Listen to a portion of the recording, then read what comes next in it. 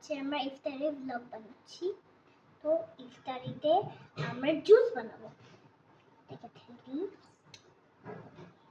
এটা কি করতেছে?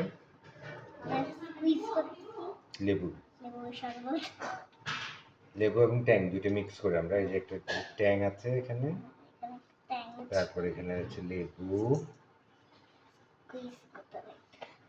স্কুইজ এটা অনেক করছি। পাতলা। রেখে দাও। আর একটু ইয়া ওকে, পড়াই আছে আগে থেকে।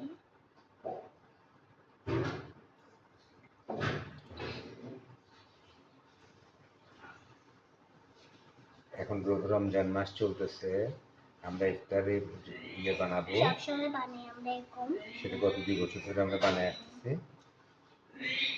আমি আগে ভুলে গেছিলাম কিভাবে বানাইতাম, এখন বানাচ্ছি তো বুঝতেছি।